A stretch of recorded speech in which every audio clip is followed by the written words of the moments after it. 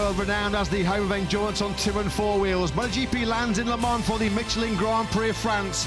Record crowds and record laps were expected in the 38th Grand Prix to be staged at the Bugatti circuit, which lies some 200 kilometres southwest of Paris.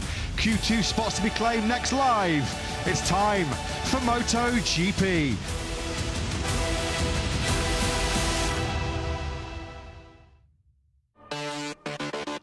So the Bugatti circuit on the outskirts of Le Mans. We've been coming here since, what, the year 2000? 25 years ago now. Will Jorge Martin's all-time lap record of 129.919 be beaten at some stage this weekend? 14 turns. It's a very tight layout, just 4.18 kilometres. 5 left, 9 of them right in the morning sessions, but it's pretty cool. You have to be careful on those left-handers.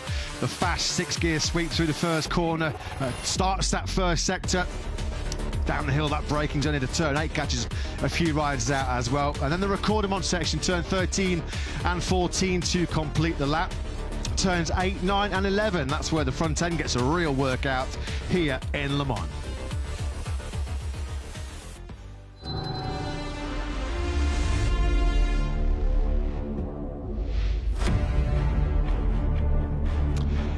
Good afternoon and welcome back to the Michelin Grand Prix of France. Welcome back to one of the busiest and noisiest Grand Prix of the season.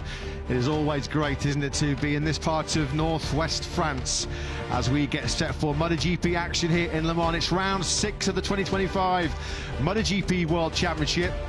Thankfully, after a few light spots of rain started to fall late on this morning, as you can see from these live pictures, it's partly cloudy and a rather pleasant 20 degrees as we get set for Premier Class action.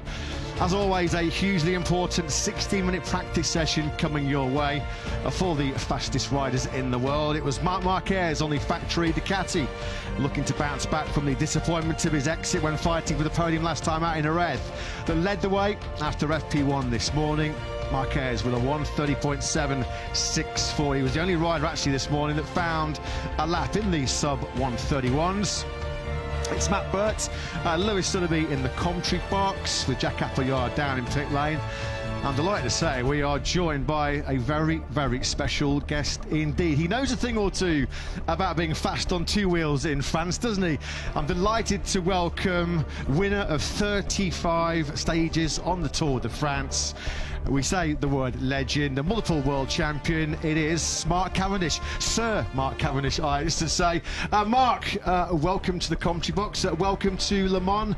I know you're a big MotoGP fan. You've got close connections with a certain Cal Crutchlow. I know you're here as a guest of Monster. How are you enjoying the experience so far? Lovely. Obviously, they just started racing on the bikes today, but we had a little race of our own yesterday on on the push bikes, which I think was as, if not as exciting as it will be this weekend. Yeah, it was good to see you actually out on circuit with, I think Marc Marquez was out, Maverick Vinales. There was some pretty fast cyclists out there, wasn't there? I tell you, I was impressed. I know a lot of them ride anyway, and like you said, I'm good friends with Cal Crutchlow, and but he rides more than I do, you know. but seeing them riding yesterday, I was well impressed. I know Maverick rides. I've ridden Maverick before. But you know what I was impressed with was Mark. I remember riding Mark in Mugello like 10 years ago, and it was like, yeah, stick to the motorbikes, mate, you know. And seeing how he won yesterday, you know, and I was majorly impressed. They go fast. They love the stuff. It's the mechanics and team managers that are pro bike riders, man. Yeah, from our point of view, it was a bit of fun, wasn't it? It was just a pre-event to warm up to the Grand Prix, but the competitive juices soon kicked in, didn't they? When you put these MotoGP riders on any kind of racetrack on 2 wheels, they all want to win. Exactly, that's racing.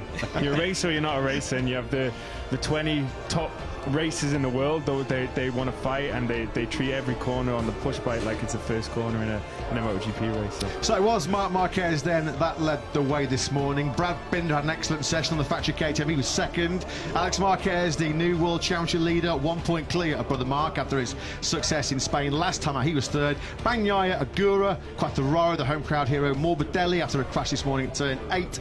Zarco, Aldeguer and Vinales were your top 10. Just outside that top 10 was Pedro Acosta, fresh off his arm pump surgery.